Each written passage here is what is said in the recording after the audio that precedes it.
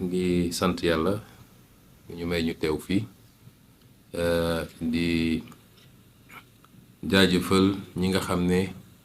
ñoo organiser ndaje bi nga xam ne ci ñetti fan daanaka àjjuma ba léegi ñu ngi lëlu fii di waxtaan ñoom ci li jëm ci assemblée nationale bi mooy suñu député yu bees yi nga xam ne ci coobare yàlla mu jaarale ko ci wotu sénégalais jox nañ ñu ci 130 sur 165 muy la am solo ñuy dellu di gërëm askanu Sénégal waaye dinaa ci dellu siwaat ndax dama doon xaar ba conseil constitutionnel génne résultat yi ma doog a def point de presse pour jaajëfal réew mi waaye surtout waxtaan ak ñoom ci li ñuy dëgmal ak fi ñu jëm waaye jàppoon nañ ni balaa sax ñuy dugg ci élection yi laa ne ay bu ñu duggee ci élection yi balaa sax résultat yi di génn la ñu jot a xayma ci li ñu war a am ci député il faut ñu yóbbu leen ñu dem ñu waxtaane li nga xam ne mooy assemblée nationale ndax ñu ci bëri ci ñoom ci 130 yi defe naa gën saa gudd une vingtaine ñoo nekkoon assemblée ñi ci des ñëpp député yu bees lañ donc baax na ñooñu ñu mun leen a tàggat ci nu mu gën a gaawee ba bu ñu ubbee assemblée rek ñoom dinañu xam déjà la ñu war a def ak nuñ ko war a defee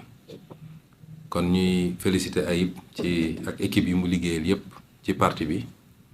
waaye di féliciter également di remercier ñi nga xam ne bàyyi nañu seen jot bàyyi seen lépp ñëw jàpp ci liggéey bi andi seen xam-xam ak seen temps pour participer ci formation boobu doyen Mamadou Diallo ngi ni juriste yaa ngi fi ñoom maître Ndiaye ñoom maître Mboup ak ñeneen ñoom ñëpp ñëw nañu jàpp ci liggéey bi te jàpp naa ni ci li ma dégg fii ñoom ñii nga xam ne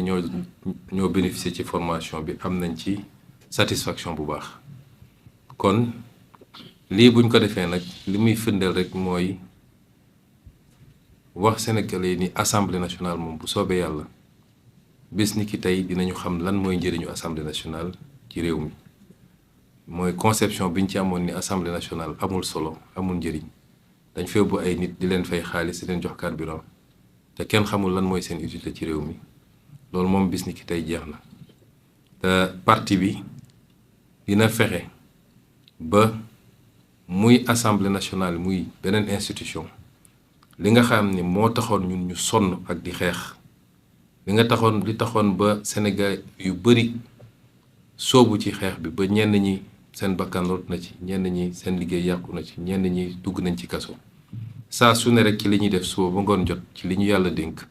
na méngoog loolu parce que loolu rek mooy tax noonu rek la ñu mën a delloo njukkal ñooñu loolu nag day doore ci assemblée nationale doore nañ ko ci pouvoir exécutif bi ñu koy rek léegi teg ko ci jubal ak jubbanti ci njiital président Bassirou Diomaye Faye waaye ñëpp xam nañ ni kuy gouverner soo yoree pouvoir exécutif tam soxla nga assemblée nationale sinon dina xaw a jafe kon loolu dañ koy wéyale ci assemblée nationale bi mooy député bu ne saa su ne na càmbar boppam digganteem ak boromam càmbar boppam digganteem ak projet bi càmbar boppam digganteem ak sénégalais yi ba xool ndax lañ ko bëgg a def loo méngoo na ak liy yoon wala déet doo ko def parce que neex na Ousmane Sonko loolu du cëru député dinañu am nag dynamique de groupe waaye file groupe bi mi ngi méngoog projet bi wasalaam bu ko nekkul député bu ne war na mën a ni lii gisewu ma ko noonu parce que gëwma ni luy defar la dafay yàq mais surtout ñu dundal assemblée bi assemblée boo xam ni lay jóge ci loi jóge ci exécutif ñëw moo ëpp téeméeri junni yoon li nga xam ne mooy jóge ci député yi loolu firnde la yenn saa yi ni assemblée bi liggéeyut te assemblée bi it dafa war a dimbale nguur gi bu dee ñoo bokk parti politique assemblée dafa war a dimbale nguur gi mooy lépp loo xam ne cër gu ñu jox assemblée la mun a def ay questions écrites ay questions d'actualité pour leeral ay yenn mbir yi pour soññaat yenn kilifa yi muy ministre muy directeur général muy premier ministre loolu assemblée da ko war a def doon rôle boo xam ne rôle bu permanent la tekkiwul da nga bëgg a yoole ki nga bokkal parti waaye loolu moo tax ñu yóbbu la assemblée nationale te bu ko député yi defee dina tee dina wàññi njaqare bi citoyen bi mën a am parce que su citoyen bi amul information rek mën nañ ko fabriquer wala ñu jëlee ko feneen mais si l'Assemblée fonctionne correctement dina am benn contradiction interne buy permettre nit ñi am la bonne information li ñu bëgg ci transparence ñu am ko parce que transparence bu amee rek citoyen bi xelam dina dal te su xelam dalee ci nguur gi lu ko nguur gi laaj mu fekk ko si soo gisee yu bëri yu am suñu réew yi mooy citoyen bi dafa jàpp ni nit ñi dañ leen di nax ba falu bu ñu faloo ba pare tëj lépp mu def ki benn boîte ñoom xamuñu lu xew ñu naan leen milliards yi jaar na fi nit ñi lekk nañu lii nit ñi détourné nañu lii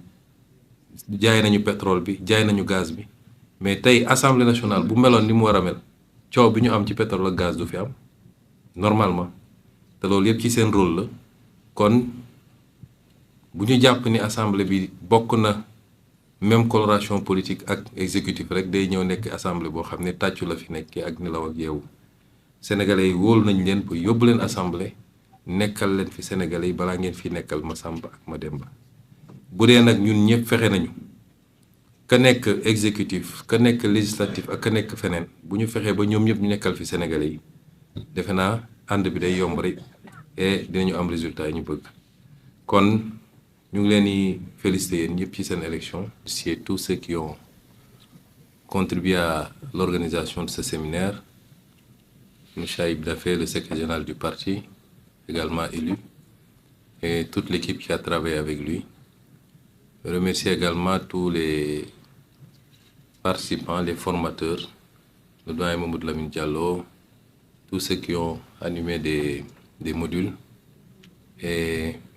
qui ont permis aux élus, en tout cas, de bénéficier d'un premier jet de formation qu'ils semblent avoir tous beaucoup apprécié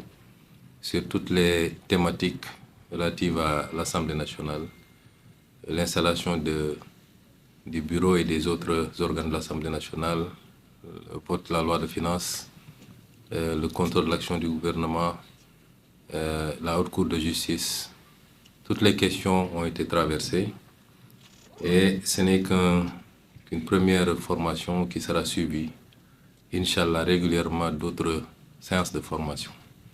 Si on a fait ça, c'est pour mettre l'accent dès l'entame sur l'importance que nous accordons à cette institution qui me semble être centrale, me semble être le poumon de la vie démocratique d'un pays. Et c'est pourquoi j'avais dit d'ailleurs dans le débat qui avait été agité sur le statut du chef de l'opposition que c'est la représentation parlementaire qui, en principe, doit déterminer le statut du chef de l'opposition, parce que le débat politique se tient de manière continue, au-delà des élections à l'Assemblée nationale. Et nous considérons que l'Assemblée nationale doit enfin être rehaussée au niveau qui devait être le sien depuis très longtemps, indépendamment de l'identité, de la convergence des identités politiques entre les colorations politiques entre l'Assemblée nationale et l'exécutif. Le député est avant tout un député du peuple. Et même dans cette configuration-là, le député est là pour servir un projet, le projet que nous avons tous en commun et pour lequel nous sommes beaucoup battus. Et je pense que les députés ici présents comprennent très bien cet enjeu et sauront être fidèles à ce projet, indépendamment des enjeux, pouvoir être toujours au service du projet, c'est-à-dire être au service du peuple sénégalais. Cette assemblée doit réconcilier les Sénégalais avec l'organe parlementaire, qui est conçu comme un appendice simplement, un lieu d'applaudissement comme ils appellent ça. J'exhorte chacun et chacune de ces députés à ne jamais oublier pourquoi il a été envoyé à l'Assemblée par le peuple sénégalais et être au service évidemment de la nation. Donc, je n'avais pas envisagé de faire une sortie tout de suite. J'attendais la programmation des résultats définitifs par le Conseil constitutionnel pour m'adresser aux Sénégalais, pour les remercier d'abord de la confiance qu'ils ont accordée à la liste de PASTEF, mais également pour dégager un certain nombre d'orientations à partir de maintenant où les vrais leviers de la gouvernance nous ont été confiés dégage un certain nombre d'orientations sur les semaines et les mois à venir. Mais c'était important d'organiser cet atelier et les échos que j'en ai, qui sont rapportés par l'ensemble des députés, mais également par ceux qui ont animé ces différentes sessions, nous rassurent qu'on a eu raison de le faire et que régulièrement le parti s'organisera pour pouvoir réitérer ce genre d'exercice pour que l'Assemblée nationale, comme on l'a dit, puisse se hisser à la hauteur qu'il faut, rattraper le gap qui peut-être fonde cette impression d'asymétrie par rapport à l'organe exécutif et qui l'empêche de pouvoir vraiment jouer le rôle qui est attendu, c'est-à-dire le rôle de contre-pouvoir quand il le faut, mais le rôle d'accompagnement surtout dans la formalisation, l'exécution des politiques publiques par le vote de la loi. Toutes les lois, loi de finances, loi ordinaire, mais également par un certain nombre de mesures d'accompagnement. Voilà ce que je voulais dire, je ne vais pas être très long, car je souhaite à chacun et chacune des députés ici présents un bon retour chez lui et surtout beaucoup de courage parce que, vu la configuration des choses, il faut s'attendre à une accélération dès l'installation de l'Assemblée nationale pour pouvoir voter la loi de finances initiale avant le 31 décembre et accélérer avec beaucoup d'autres projets qui sont déjà préparés, conçus et qui n'attendent que l'installation de l'Assemblée pour être proposés.